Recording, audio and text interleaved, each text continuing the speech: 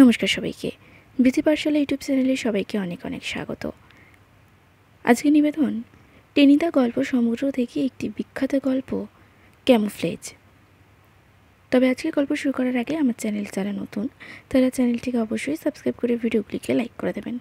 ভালো লাগলে বন্ধুদের সঙ্গে শেয়ার করবেন এবং পাশে থাকা বেল আইকনটি অবশ্যই ক্লিক করবেন। শুরু করছি আজকের নিবেদন।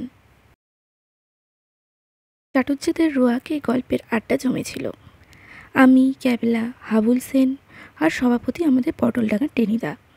একটু আগেই ক্যাবলার পকেট হাতড়ে টেনিদা 4 গন্ডা পয়সা রোজগার করে ফেলেছে। তাই দিয়ে আমরা তাড়িয়ে তাড়িয়ে কুলফি খাচ্ছিলাম। শুধু হাঁড়ির মতন মুখ করে ক্যাবলা বসে আছে। হাতের শাল পাতাটা ফাঁক দিয়ে ফোটায় ফোটায় কুলপির রস গড়িয়ে পড়ছে। ক্যাবলা খাচ্ছে না। টেনিদা হঠাৎ তার ভাগা গলায় হুঙ্কার ছাড়লে, এই ক্যাবলা, খাচ্ছিস না যে? ক্যাবলার চোখে তখন জল আসবার জো। সে জবাব দিলে, না, শুধু মাথা নাড়ল। খাবি না? তবে না খাওয়াই ভালো। কুলফি খেলে ছেলেপুলের পেট খারাপ করে। বলতে না বলতেই থাবা দিয়ে টেনিদা ক্যাবলার হাত থেকে কুলফিটা তুলে নিলে। তারপর চোখের পলক পড়তে না পড়তে সোজা শ্রীমুখের গহরে। ক্যাবলা বলে, অ্যাঁ অ্যাঁ অ্যাঁ এ মানে কি? বলি, মানেটা কি এর? টেনিদা বজ্রগর্ভ স্বরে জিজ্ঞাসা করলে। ক্যাবলা এবারে কেঁদেই ফেললে। আমার 4 আনার পয়সা তুমি মেরে দিলে, অথচ আমি খাওয়ার জো। সেই জপলা, খাচ্ছিস না যে? ভেবেছিলাম সিনেমা দেখতে যাব, একটা ভালো যুদ্ধের বই। যুদ্ধের বই টেনিদা দাঁত খিচিয়ে উঠল। বলি, যুদ্ধের বইতে কি দেখবার আছে রে? খালি দুরুম দারুম, খালি ঢুস ধাস আর খানিকটা বাহাদুর কা খেল। যুদ্ধের গল্প যদি শুনতে চাস তো শোন আমার কাছে। তুমি যুদ্ধের কি জানো? আমি ভয় ভয় প্রশ্ন করলাম। কি বললি পেলা? টেনিদার হুঙ্কারে আমার পালাচর পিলে নেচে উঠল। আমি জানি নে, তবে কে জানে শুনি? তুই? না না, আমি আর জানবো কোত্থেকে? আমি তাড়াতাড়ি বললাম, বাসক পাতার রস খাই আর প্যালাচরে ভুগি, ওসব জুতোফুতো আমি জানবো কেমন করে? তবে বলেছিলাম কি না, টেনিদার চোখের দিকে তাকিয়ে আমি সোজা মুখে ইস্ক্রুপ এঁটে দিলাম। কিছুই বলেছিলি না, মানে কখনোই কিছু বলবি না। টেনিদা চোখ দিয়েই যেন আমাকে একটা পেল্লায় রদ্দা কষিয়ে দিলে। ফের যদি যুদ্ধের ব্যাপার নিয়ে ঘাটাঘাটি করিস তবে ক্রুদ্ধ হয়ে নাকের ডগায় এমন একটা মুক্তবোস বসিয়ে দেবো যে সোজা বুদ্ধদেব হয়ে যাবে, বুঝলি? মানে মিউজিয়ামে নাক ভাঙা বুদ্ধদেব দেখেছিস তো, ঠিক সেই রকম। আতঙ্কে আমি একেবারে ল্যাম্পপোস্ট হয়ে গেলাম। টেনিদা গলা ছেড়ে বললে, আমি যখন যুদ্ধে যাই, মানে বর্মা ফ্রন্টে যেবার গেলাম। খুকুক করে একটা চাপা আওয়াজ। হাবুল সেন হাসি চাপতে চেষ্টা করছে। হাসিচ্ছে হাবলা? টেনিদা এবার হাবুলের দিকে মনোনিবেশ করলে। মুহূর্তে হাবুল ভয়ে পানসে মেরে গেল। তোতলিয়ে বললে, এই না না, মানে ভাবছিলাম তুমি আবার কবে যুদ্ধে গেলে আর কি। টেনিদা দারুণ উত্তেজনার রোয়াকে সিমেন্টের উপর একটা কিল বসিয়ে দিয়ে উ আ করে উঠল। তারপর সেটাকে সামনে নিয়ে চিৎকার করে বললে, গুরুজনের মুখে মুখে তক্ক, এই জন্যই তো দেশ আজও পরাধীন। বলি, আমি যুদ্ধে যাই না যাই তাতে তোর কি? গল্প চাস তো শোন, নইলে স্রেফ ভাগাড়ে চলে যা। তোদের মতন বিশ্ব বকাটেদের কিছু বলতে যাইনি। না না, তুমি বলে যাও, আর আমরা তর্ক করব না। হাবুল ভয়ে আত্মসমর্পণ করল। টেনিদা কুলপির পাতাটা শেষবার খুব রদত দিয়ে ছেড়ে নিলে। তারপর সেটাকে তালগোল পাকিয়ে ক্যাবলার মুখের উপর ছুঁড়ে দিয়ে বললে, তবে শোন, আমি তখন যুদ্ধ করতে করতে আরাকানের একদম দুর্গম পাহাড়ি জায়গায় চলে গেছি। জাপানিদের পেলেই এমন করে ঠেঙিয়ে দিচ্ছি যে ব্যাটারা ফুজিয়ামা টুজিয়ামা বলে ল্যাচ ফ্যাচ তুলে পালাতে পথ পাচ্ছে না। 13 নম্বর ডিভিশনের আমি তখন কমান্ডার। 3টে ভিক্টোরিয়া ক্রস পেয়ে গেছি। ক্যাবলা ফস করে জিজ্ঞাসা করলে, সে ভিক্টোরিয়া ক্রসগুলো কোথায়? অত খোঁজে তোর কি দরকার? বলি, গল্প শুনবি না বাগড়া দিবি বলতো? যেতে দাও যেতে দাও, অমৃত্য ক্যাবলা ভবিষ্যতং। তুমি গল্প চালিয়ে যাও, টেনিদা হাবুল মন্তব্য করলে। যুদ্ধ করতে করতে সেই জায়গায় গিয়ে পৌঁছলো যার নাম তোরা কাগজে খুব দেখেছিস। নামটা ভুলে যাচ্ছি, সেই যে কিসের একটা ডিম। আমি বললাম, হাঁসের ডিম। টেনিদা বলে, তোর মাথা। ক্যাবলা বলে, তবে কি মুরগির ডিম? টেনিদা বলে, তোর মুন্ডু। আমি আবার বললাম, তবে নিশ্চয়ই ঘোড়ার ডিম। তাও না, কাকের ডিম, বগের ডিম, ব্যাঙের ডিম। ক্যাবলা বললে, ঠিক ঠিক, আমার যেন মনে পড়েছে, বোধহয় টিকটিকির টিম। এই এই মনে পড়েছে। টেনিদা এমনভাবে ক্যাবলার পিঠ চাপড়ে দিলে যে ক্যাবলা আর্তনাদ করে উঠল, ঠিক ধরেছিস, ঢিট টিম। হ্যাঁ, যা বলছিলাম, ঢিট টিম। তখন পেল্লায় যুদ্ধ হচ্ছে, জাপানিদের পেলেই পটাপট মেরে দিচ্ছি, চা খেতে খেতে জাপানি মারছি, ঝিমুতে ঝিমুতে জাপানি মারছি, এমনকি যখন ঘুমিয়ে নাক ডাকছি তখনও কোনো রকমে 2-4টে জাপানি মেরে ফেলেছি। নাক ডাকতে ডাকতে জাপানি মারো, সে আবার কী রকম? আমি কৌতূহল দমন করতে পারলাম না। হে হে হে, টেনিদা এক গাল হাসল। সে ভারী ইন্টারেস্টিং। আমার এই কুতুব মিনারের মতন নাকই দেখেছিস, এর ডাক তো কখনো শুনিসনি, একেবারে যাকে বলে রণভম্বর। ওই জন্যই তো মেজো কাকা গেল বছর বিলেতি ইঞ্জিনিয়ারিং ডেকে আমাদের ঘরটা সাউন্ড প্রুফ করিয়ে নিলে, যাতে বাইরে থেকে আওয়াজ না আসে।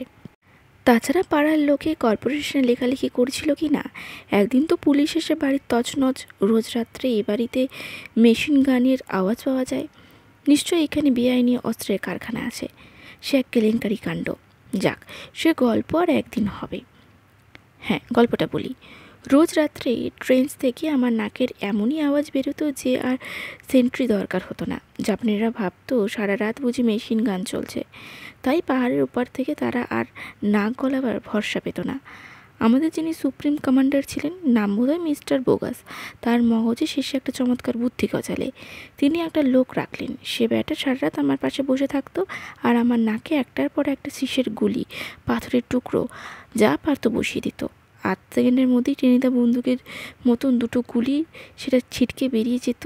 কত জাপানি যে ওতে ঠান্ডা হয়ে গেছে তার হিসেব নেই। আমি ভিড় করে আওড়ালাম, সব কাঁচা। টেনিদা বিদ্যুৎ বেগে আমার দিকে ফিরল। কি বললি? না না, বলছিলাম এই আর কি, আমি সামলে গেলাম। কি মজা! হ্যাঁ, সে খুব মজাদার ব্যাপার। ওই জন্যই তো একটা ভিক্টোরিয়া ক্রস আমি টেনিদা আর দুর্দান্ত নাটটাকে গন্ডারের খাঁড়ার মতন সগৌরবে আকাশের দিকে তুলে ধরল। তারপর এই নাকের জোরেই বুঝি যুদ্ধ জয় হলো? হাবুল জানতে চাইল। অনেকটা। জাপানিদের যখন প্রায় নিকেশ করে ছেড়েছি তখন হঠাৎ একটা বিচিকিরি কাণ্ড হয়ে গেল, আর সেটাই হলো আমাদের আসল গল্প। বলো বলো, আমরা 3জনই সমস্বরে প্রার্থনা জানালাম। টেনিদা আবার শুরু করলো। আমার একটা কুকুর ছিল, তোদের বাংলাদেশের ঘিরে ভেজা নিরিকুত্তা নয়, একটা বিরাট গ্রেট হাউন্ড। যেন তার হাঁক ডাক তেমনই তার বাঘা চেহারা। আর কি তালিম ছিল তার! ঘন্টার পর ঘন্টা সে 2 পায়ে খাড়া হয়ে থাকতো, হাঁটতে পারত। বেচারা অপঘাতে মারা গেল। দুঃখ হয় কুকুরটার জন্য, তবে বামুনের জন্য মরেছে, বেটা নির্ঘাত স্বর্গে যাবে। কি করে মরল? হাবুল প্রশ্ন করল। আরে দাঁড়া না কাঁচকলা, যত সব ব্যস্ত বাগিস, আগে থেকে ফ্যাঁচ ফ্যাঁচ করে গল্পটা মাটি করে দিচ্ছে। যাক, যা বলছিলাম, একদিন বিকেলবেলা হাতে তখন কোনো কাজ নেই, আমি সেই কুকুরটাকে সঙ্গে করে বেরিয়ে পড়েছি। পাহাড়ি জঙ্গলে বেড়াচ্ছি, হাওয়া খাচ্ছি। 2 দিন আগে জাপানি ব্যাটারা ওখান থেকে সরে পড়েছে, কাজেই ভয়ের কোনো কারণ ছিল না। কুকুরটা আগে আগে যাচ্ছে আর আমি চলেছি পেছনে। কিন্তু ওই বেঁটে বেটাদের পেটে পেটে শয়তানি দিলে এই টেনি শর্মাকে একটা লেঙ্গি কুশিয়ে যেতে যেতে দেখি পাহাড় এক নিরিবিলি জায়গায় এক দিব্যি আম গাছ। যত না পাতা তার চেয়ে ঢের বেশি পাকা আম তাতে, একেবারে কাশি ল্যাংড়া। দেখলে নোলা শকশক করে ওঠে। আরাকানের পাহাড়ে কাশির ল্যাংড়া! আমি আবার কৌতূহল প্রকাশ করে ফেললাম। দেখ পেলা, ফের বাঁধা দিচ্ছিস, দেবো একটা চাটি হাঁকিয়ে। আহা, যেতে দাও যেতে দাও, হাবুল ঢাকাই ভাষায় বললে। পোলাপান পোলাপান, টেনিদা গর্জে উঠলে। আবার বকর বকর করলে একেবারে জলপান করে খেয়ে ফেলবো, এই বলে দিলাম। হ্যাঁ, যা বলছিলাম, খাস কাশির ল্যাংড়া। কুকুরটা আমাকে একটা চোখের ইঙ্গিত করে বললে, গোটা কয়েক আম পাড়ো। ক্যাবলা বললে, কুকুরে আম খেতে চাইলই তো।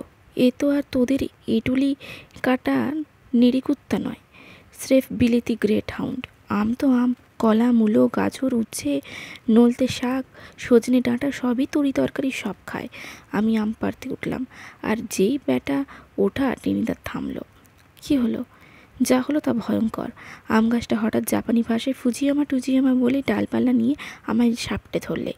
তারপরে বীরের মতন কুইক মার্চ, 3-4টে গাছ তার সঙ্গে সঙ্গে নিপান বাজাই বলে হাঁটা আরম্ভ করলে। সে কি! আমরা স্তম্ভিত হয়ে গেলাম। গাছটা তোমাকে জাপটে ধরে হাঁটতে আরম্ভ করলে তো। আরে গাছ কোথায়, স্রেফ কেমোফ্লেজ। তার মানে? ক্যামোফ্লেজ মানে জানিস নে? কোথাকার গারল সব। টেনিদা একটা বিকট মুখভঙ্গি করে বলল, মানে ছদ্মবেশ। জাপানিরা ও ব্যাপারে দারুণ এক্সপার্ট ছিল। জঙ্গলের মধ্যে কখনো গাছ সেজে কখনো ঢিবি সেজে বেটারা বসে থাকতো, তারপর সুবিধে পেলেই ব্যাস সর্বনাশ। তারপর তারপর টেনিদা একটা উচ্ছ্বাঙ্গের হাসি হাসল। তারপর যা হওয়ার তাই হয়ে গেল। এই হলো। আমরা রুদ্ধশ্বাসে বললাম, কি করলে তারপর?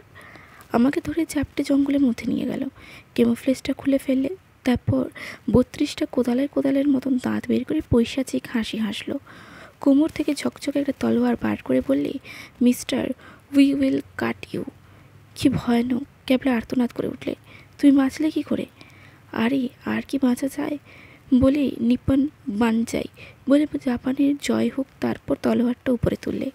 হাবুল অস্পষ্ট স্বরে বললে, তলোয়ারটা তুলে ঝাঁ করে এক কোপ, সঙ্গে সঙ্গে আমার মুখ নেমে গেল, তারপর রক্তে রক্তময়।